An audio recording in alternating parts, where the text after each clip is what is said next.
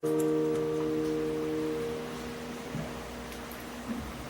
Senhor esteja convosco. Ele está no meio de nós. Proclamação do Evangelho de Jesus Cristo segundo João. Glória a vós, Senhor. Naquele tempo, Jesus foi para o Monte das Oliveiras. De madrugada, voltou de novo ao templo. Todo o povo se reuniu em volta dele. Sentando-se, começou a ensiná-los. Entretanto, os mestres da lei e os fariseus trouxeram uma mulher surpreendida em adultério. Colocando-a no meio deles, disseram a Jesus: Mestre, esta mulher foi surpreendida em flagrante adultério.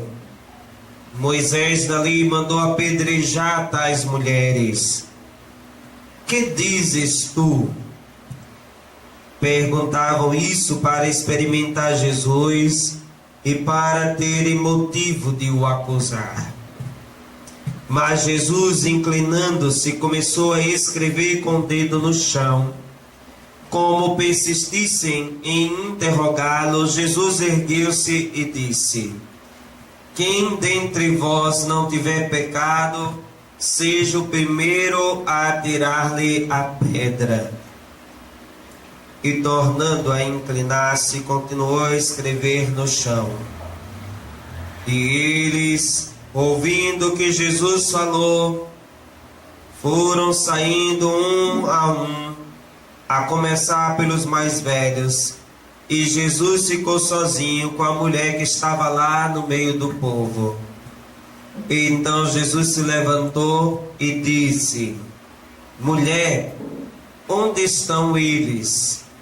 Ninguém te condenou? Ela respondeu: Ninguém, Senhor. E então Jesus lhe disse: Eu também não te condeno. Podes ir. E de agora em diante não peques mais. Palavra da salvação. Glória a vós, Senhor. Podemos sentar.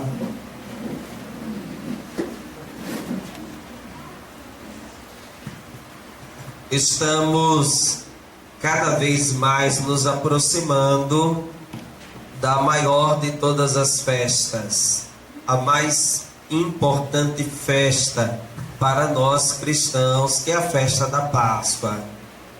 Esse é o domingo que antecede a Semana Santa.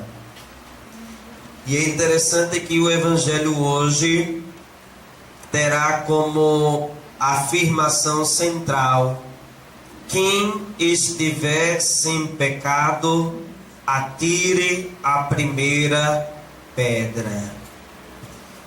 É importante fazermos uma análise do contexto em que Jesus fala essa frase e ao mesmo tempo as consequências para a nossa vida cotidiana. Pensemos de que alguns homens traziam aquela mulher que tinha sido pega em adultério. Só que essa mulher, ela, na verdade, para além do pecado que ela tinha cometido, aqueles homens estavam instrumentalizando aquela mulher e a condição em que ela se encontrava no momento. Eles tinham o interesse de poder pegar Jesus em alguma dimensão que pudesse justificar a prisão de Jesus. A palavra, a ação de Jesus, as obras que ele realizava, denunciava uma série de coisas que não eram boas. Denunciava a hipocrisia, o fingimento religioso de alguns.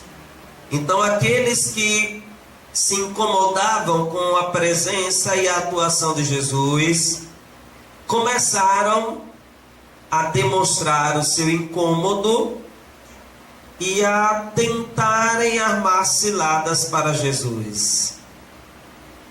Aproveitando-se do adultério daquela mulher, eles querem colocar Jesus à prova. Jesus, ele começa a escrever no chão e diz: quem não tiver pecado, atire a primeira pedra. Anterior a essa frase, os homens disseram: Senhor, aliás, mestre, Moisés mandou que fosse apedrejada toda mulher que fosse encontrada em adultério. Quando Jesus diz que quem não tiver pecado, atire a primeira pedra, não ficou nenhum. Do mais velho ao mais jovem foi embora. E eu pergunto para vocês: uma pessoa que comete adultério, ela comete adultério sozinha? Não comete adultério sozinha. Em ato não comete adultério sozinha. Mas por que só a mulher estava sendo condenada? Porque o homem que foi encontrado com ela também não estava ali sendo conduzido, posto à humilhação pública, posto às críticas, colocado numa situação de constrangimento. Na época de Jesus, a situação das mulheres, em alguns aspectos, eram piores do que os atuais. As mulheres, ao longo da história, elas estão sendo valorizadas em muitas culturas, mas mesmo nessas culturas que deram passos de reconhecimento da importância do papel da mulher como pessoa inserida na sociedade, ainda nós encontramos situações de discriminação, de maltrato, em que às vezes a mulher tem igual direito aos homens, na teoria, no papel, mas que na prática ela é tratada de modo diferente, inferior. Uma mulher nessa condição citada pelo Evangelho, na nossa realidade hoje, como é que ela seria chamada? As pessoas começariam a apontar para ela e dizer: lá vai a sem vergonha, lá vai a safada, lá vai a biscateira. Não é assim? Isso eu estou sendo generoso, porque as palavras que dizem são piores. Eu estou dizendo palavras assim mais brandas diante do que se diz com as mulheres. É importante a gente observar que o adultério é um pecado gravíssimo e que fere a dignidade do matrimônio. O casal, ele deve viver o amor na fidelidade. Todo homem casado, toda mulher casada, em geral, em alguma circunstância da vida, sofre algum tipo de tentação. Mesmo quando não se sente tentado ou tentada, às vezes a outra parte vem ao encontro, vem a paquera, vem a cobiça. Mas eu, como homem casado, eu devo me colocar no meu lugar de pessoa casada. A outra parte pode não ter vergonha na cara, mas eu devo ter vergonha na cara. A outra parte pode até ser sem vergonha, mas eu devo ter vergonha. duas pessoas não se deitam na mesma cama se uma não quiser. Se deitaram, é porque houve concessão de ambas as partes, a não ser quando se trata de um estupro, que não é o caso. Então é importante que todos os casais eles possam zelar pelo matrimônio,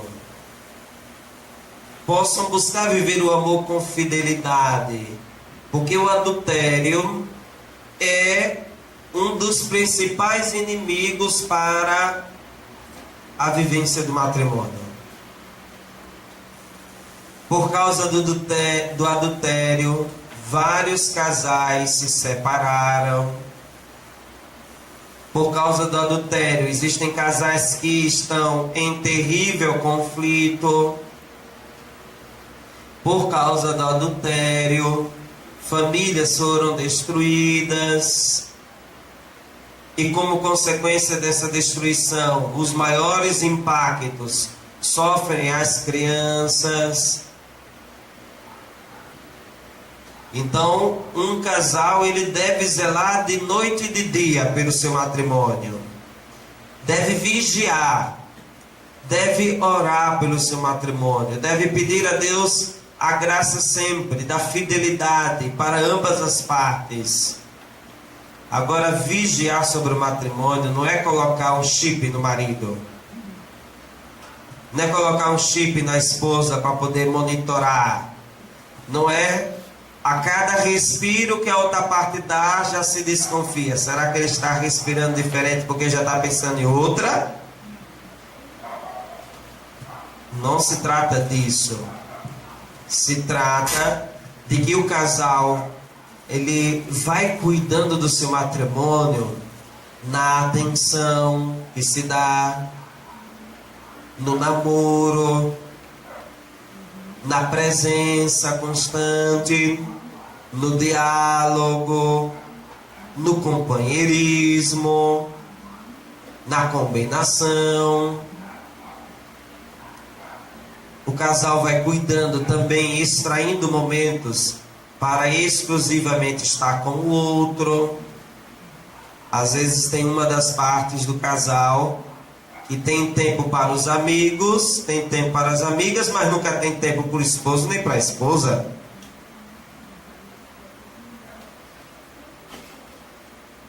Quando eram namorados era só I love you. Agora é só patada depois de casado, de casada. Então, parece que são coisas bobas, mas às vezes essas coisas que vão acontecendo no dia a dia é que vai estragando a relação matrimonial. E às vezes o diabo só quer uma brechinha para entrar e fazer a bagunça. Só quer uma brechinha para entrar e gerar uma desordem na vida matrimonial. A desordem da vida matrimonial segue a desordem da vida familiar, porque a família acaba ficando também desestruturada junto com a situação de desordem que vive o casamento. Então, o adultério é um dos principais inimigos do matrimônio. Mas outro aspecto importante para a nossa reflexão é o aspecto da condenação. Aqueles homens estavam condenando aquela mulher pelo pecado que ela tinha cometido. Só que eles também eram pecadores. Eles não souberam usar de misericórdia para com aquela mulher. Quem sabe, a depender do perfil de mulher que ela era, se alguns daqueles que acusavam com tanta braveza, com tanto gosto, será que entre aqueles também não haviam os cobiçadores dela, que tinham desejo dentro de si, que era uma cobiça.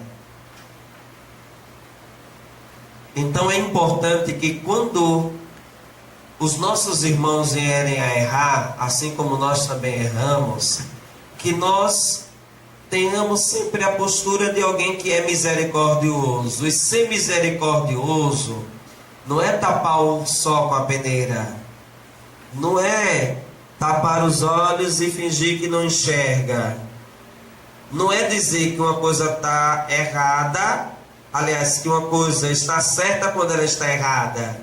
Não se trata disso. A misericórdia vai nos levar a acolher o outro que peca, corrigir o seu erro, dar oportunidade para essa pessoa mudar, perdoar e juntos caminhar para a eternidade junto de Deus. Então nenhum de nós pode jamais atirar pedras no telhado do outro. Porque quem não tem telhado de vidro, povo de Deus? Quem aqui não tem?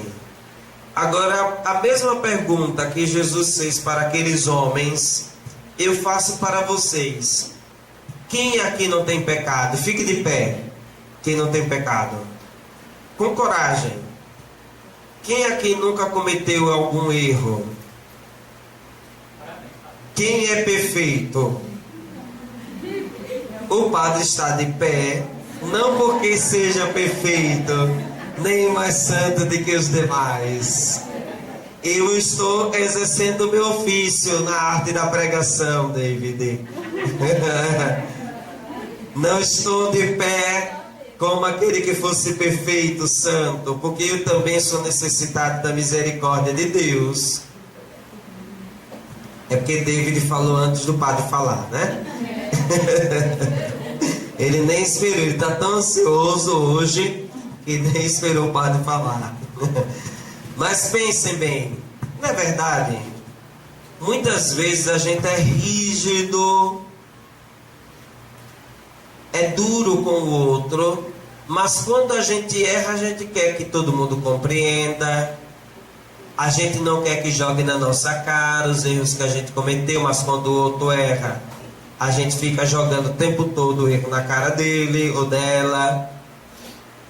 Então, o Evangelho, ele nos ensina a ter essa capacidade, porque Jesus, quando olha para aquela mulher e diz assim: ninguém te condenou, nem eu também te condeno. Jesus aqui, ele não está sendo indiferente no sentido de que ele está fingindo que não vê o pecado que ela cometeu. Ele viu. Só que Jesus disse: vá e não tornes mais a pecar. Ou seja, converta-se, mude de vida, não volte a repetir os erros que você tem feito. Seja uma mulher nova, seja um homem novo, abrace a graça de Deus através do perdão que você está recebendo. É o mesmo convite que Deus faz hoje para a gente, da gente se arrepender, de mergulhar na misericórdia dele, e nesse mergulho da misericórdia de Deus a gente também ser misericordioso uns com os outros.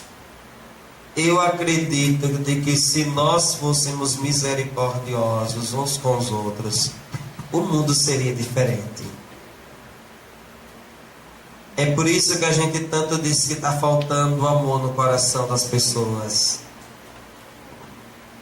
Porque quando a gente ama, a gente é capaz de ser misericordioso com o outro. Só quem ama é capaz de perdoar. Só quem ama é capaz de acolher o irmão que erra, sem jogar na cara dele os erros que ele cometeu, dando oportunidade para que a pessoa mude. O que passou, passou, agora devemos seguir adiante.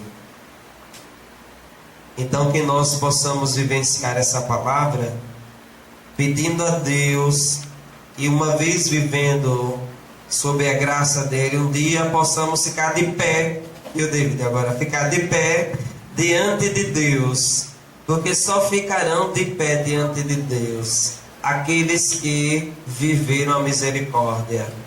Quem não viver a misericórdia não ficará de pé diante de Deus, pode ter certeza, porque o julgamento será com misericórdia para quem tiver usado misericórdia com os irmãos, mas o julgamento será sem misericórdia para quem foi impiedoso com o irmão.